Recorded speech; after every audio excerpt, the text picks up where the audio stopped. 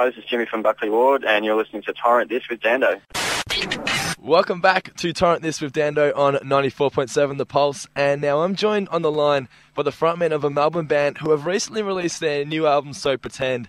The album contains their singles So Pretend and Into the Darkening Blue, and last weekend they kicked off their national tour to promote the album, which includes a gig at the Bended Elbow in Geelong on May 26th. Of course, talking about Buckley Ward, and I'm lucky to be joined on the line by their singer Jimmy. Jimmy, thanks for your time, man, and how's things?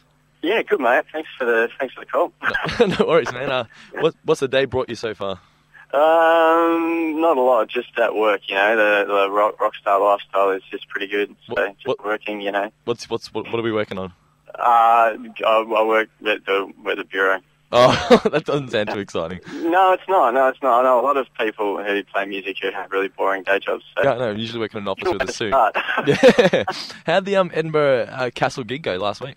Yeah, it was cool. You know, it was a good show. We drove all the way there, so we were a bit stir crazy, but we got to see the pandas at the zoo and stuff, and it's always fun to be in another town, you know. Yeah. I see you guys paid a visit to the zoo. Does Justin seriously think hippos are the fastest land animal?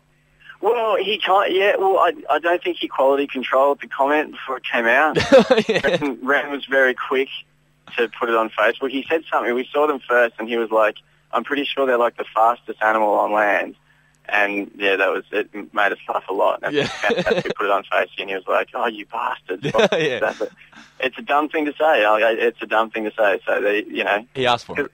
Because then when he realised you said it, he was like, "Well, hang on, it can't be faster than cheetahs." Yeah. When you were a kid, what was the animal you couldn't wait to see at the zoo? Good question.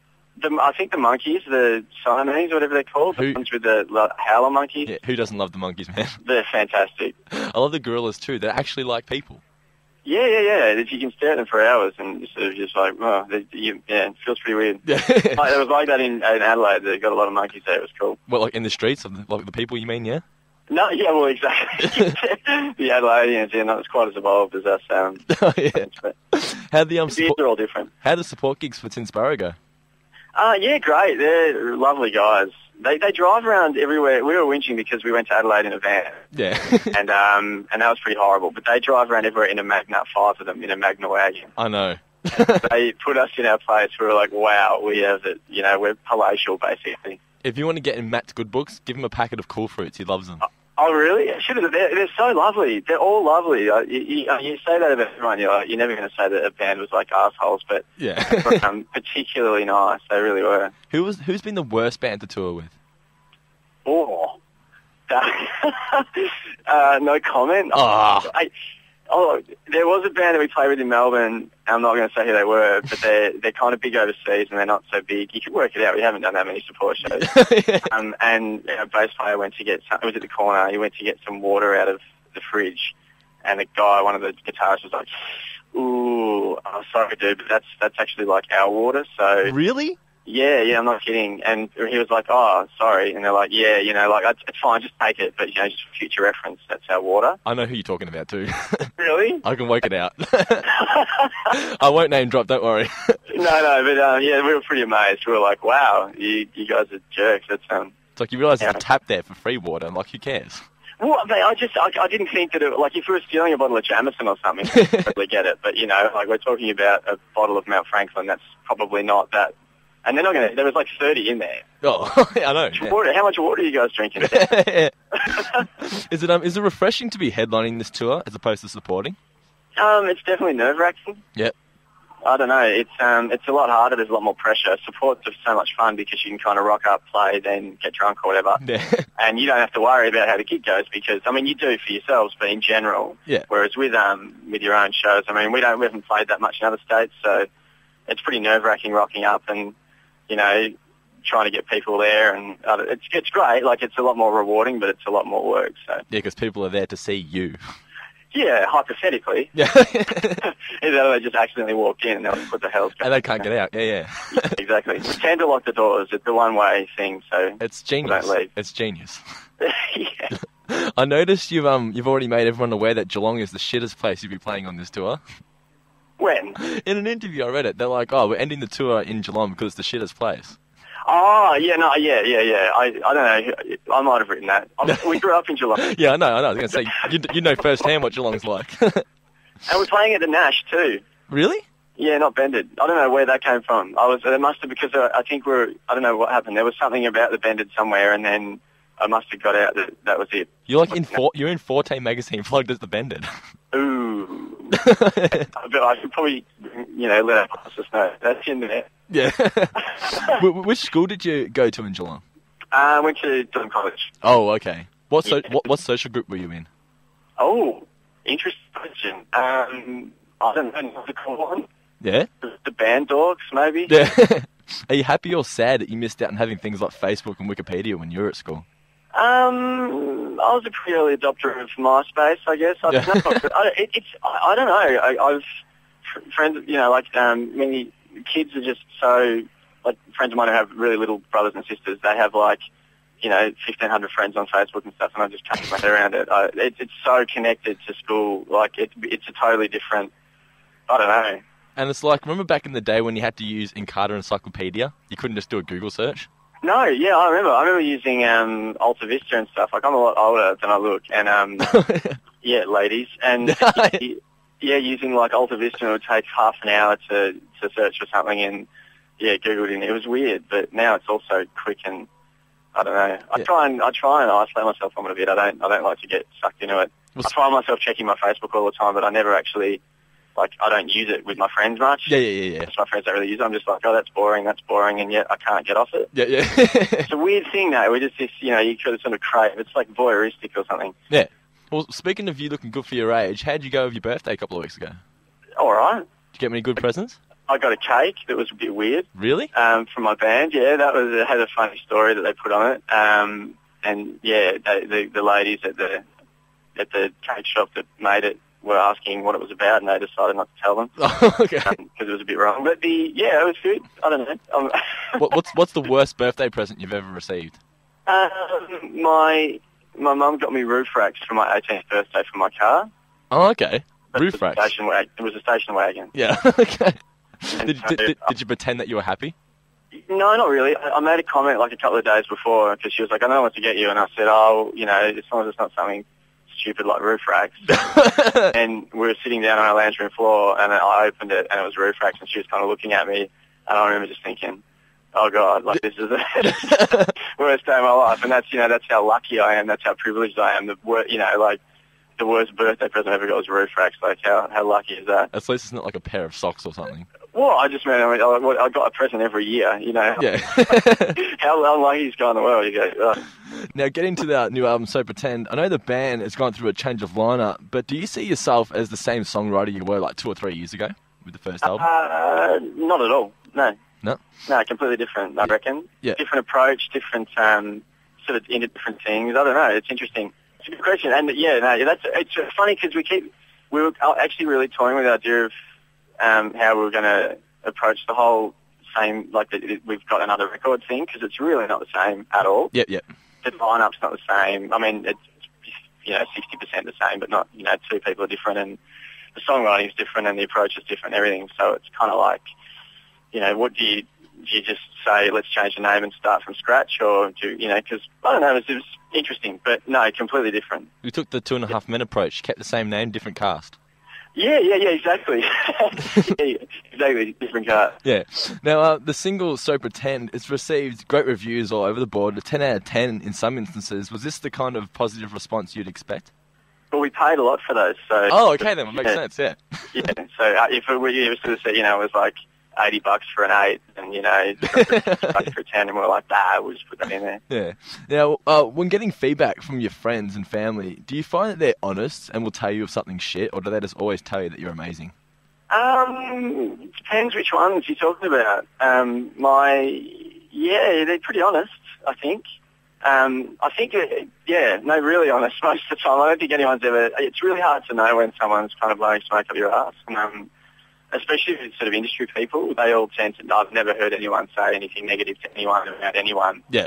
And a lot of bands, I think, you'll have a band that puts out an amazing record, and then they just keep putting out shit after shit record, and you're thinking, how? They've had good records in the past. How are they doing this? Yeah. Why don't they know? And it's because everyone's standing around and going, loving the new tracks. They're sounding great. It's awesome. Let's get it taken. It's just because they get so much positive reinforcement for putting out shit that they don't. And we don't have any of that because no one's there. It's just like, my girlfriend and stuff going, I just want to buy a house, if I don't think that you're good enough. Yeah. And my mum going, it's funny, it's weird. They're really supportive, but they're also really aware of the odds of anything really good happening. So it's kind of like everyone sort of is gearing us up for disappointment. Yeah, being realistic, some would say. Yeah, being really realistic, which is kind of sometimes like, I don't want to think about it like that. It's just because it bums you out of it. It's kind of like me with my radio career. I'm not going anywhere, but I like to think I might one day. Yeah, well, you've got the option there, It can happen. You don't know. Yeah. Now, have you ever shown anybody some new material or something and thought to yourself, shit, this is awesome, and they've told you it's no good, man, and you've just been heartbroken?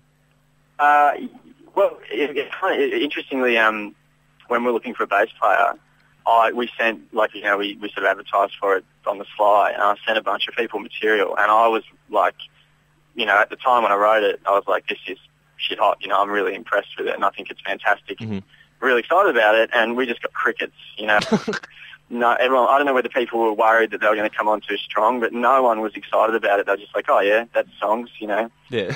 I was saying to our drummer, Tim, I was like, what's going on? Like, what happened? Why doesn't anyone like it? You got to be kidding me, I think it's really good, and I'm trying to be not biased. Like, if someone gave me that, there's so many terrible bands around that people are playing in that happen to be really great musicians, and you think, God, if you were in the right band, it would just be amazing. And yeah, so it took us a while to find someone who was actually into it, and it was really weird. Do you think there's too many bands now where it's getting to the point where it's hard for the good to get through all the shit? Someone did say that to me the other day. He said, there's so much talent. That was the guy who mixed our record. He said that there's so much talent out there, but there's just this tsunami of shit that you've got to wade through.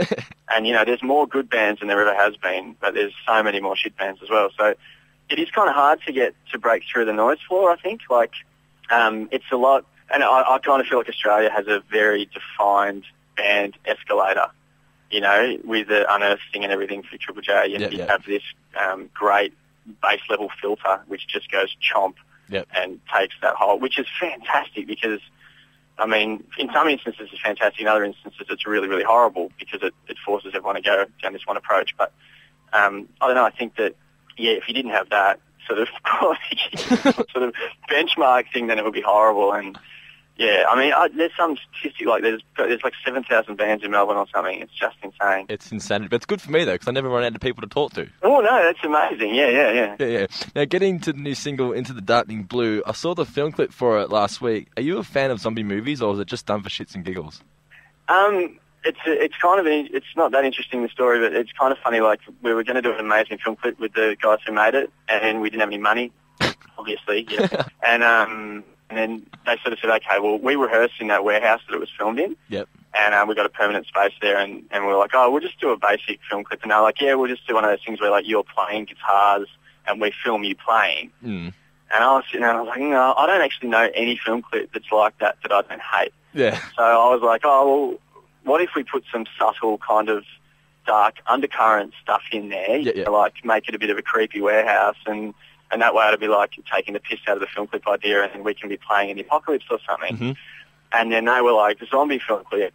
And then next thing you know, like, there was this narrative, and we were walking past zombies are kicking doors in and stuff, and we were just, when we were filming it, I was just like, this is not really what I had in mind. It's like subtle, and they kind of ran with it. But it's funny that Tim is really into zombies, and so is Georgie, so it did work quite well, and so were the filmmakers. But I've been watching Walking Dead a lot. Like, it's fantastic, but I wouldn't say we're like massively a zombie band. But well, it kept me watching from start to finish, so it worked. Well, there you go. It's done. Job done. Now, if there was a zombie invasion occurring right now, and you could only save one band member, who would it be and why? Oh, God damn you. That's a hard question. It depends if there's there's two schools of thought. There's probably the one who would give me the least trouble when we're trying to survive, who's probably Tim. Yep. But then there's future of the human race kind of thing. I knew you were going to go that way. So yeah. I don't think, if I chose Georgie, if I was like, come on, we're going to get out of here, she would not be happy about it. Would she be keen for you, do you think? I don't think so. I think because Tim and her are married, so she's, trying to trade me off for him, I'm guessing. And I don't know how good he'd be in a survival situation. So. Yeah. Okay, well, I'll just ask a couple more questions, man. I'll let you go. Where do you see yourself on both a personal level as well as the band in 12 months' time? Ooh. Interesting. I don't know. That's a good question. Well, the record will obviously be out and it'll sort of run its course. So we've already got a bunch of new material we're starting to record.